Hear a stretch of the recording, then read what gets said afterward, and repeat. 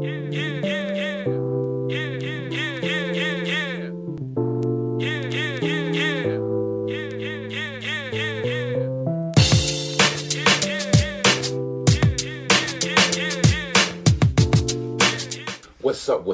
up, good people? Once again in the building, in the place to be.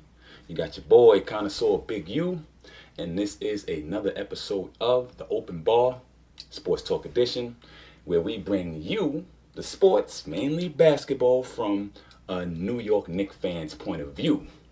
So, of course, today we're going to talk about the biggest thing that happened recently to the New York Knicks, and that was the firing, the canning, the kicking rocks of Coach David Fizdale.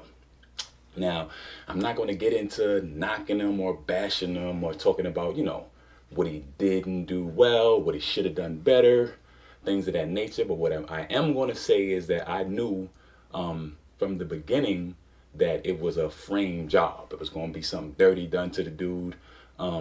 They brought another coach to the Knicks who, he supposedly was a decent coach where he was, had some nominal success, but he was not a big name by any way, shape, or form. He wasn't a well-known like a Doc Rivers or a Mark Jackson or, any of those guys whom I think need to be brought in to turn the tide of the New York Knicks. They said that they brought him in because he was great with young players, and the Knicks had a lot of young players, one of the youngest rosters in the league. But at the same token, the whole NBA is young now. If a player is really good, you rarely get him staying more than 1 year in college before he comes to the NBA. So most teams are young, so that young player thing is not enough. And what the Knicks need, because we are very, very bad, I stress this to you, we are no good, is a coach that could give the fandom, give New York Knicks fans, not like myself, because, I give them a chance and I'm not on them too heavy, but the people that are like, you suck, you got to have a coach that's going to make those guys give the Knicks some time, going to give them a chance to develop into something. I know I said that I didn't see much of anything watching the team. In my last video, I was getting on them hard. I didn't make the call. I don't got no inside pull like that. I didn't tell nobody to pull the plug on that dude. But, they didn't look like much of anything.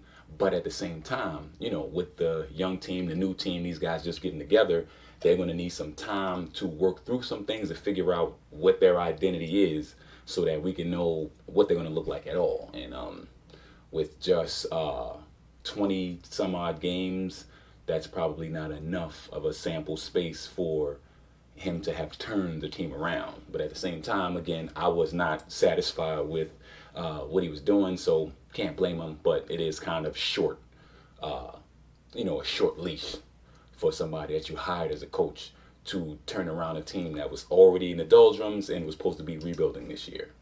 One thing that we did get cool out of this is the interim head coach, Mr. Mike Miller.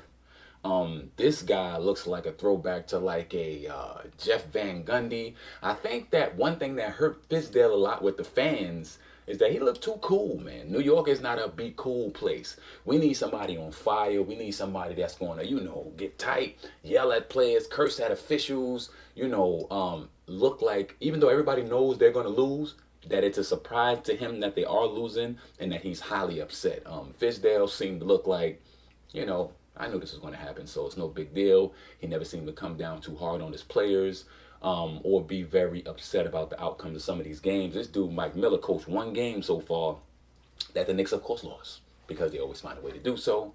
But this dude looked like a disheveled tax attorney. He looked like a public defender. Like when you get knocked for a case and you go down, you ain't got enough money to get a lawyer, and they got the guys that's sending you to jail. He looked like the guy coming with a bunch of papers, drop them all on the floor. That looked like Mike Miller, and he was out there when they lost that last game after Julius Randle missed that free throw.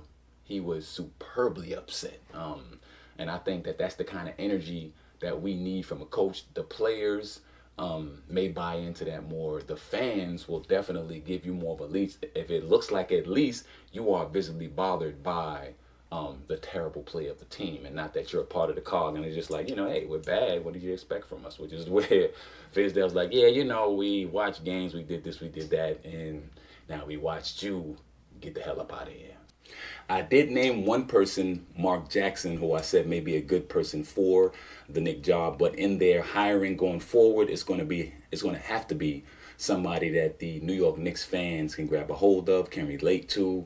You might have to hire somebody that was a former New York player, like a Patrick Ewing or somebody who has New York roots, maybe like a Chris Mullin or somebody, for the fans to give them the amount of space and time that's needed for them to actually make a difference in the team, because they're not going to turn it around overnight.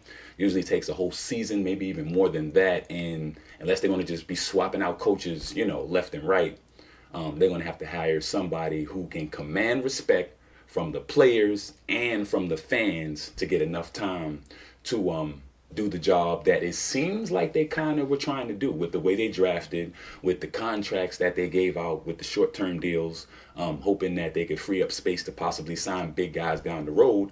It looks like to some extent they're doing the right thing, but at the same time, they're going to have to get somebody to marshal these guys, to gather them, that the fans and the players are going to respect and give time for these things to develop. So, this is a short one. As always, it's been great. Thanks for hanging out with me. It's your boy, Big U, CuzWeKin Connoisseur. Many cannot. As always, drinks, comedy, convo on the house. See you next episode. Peace.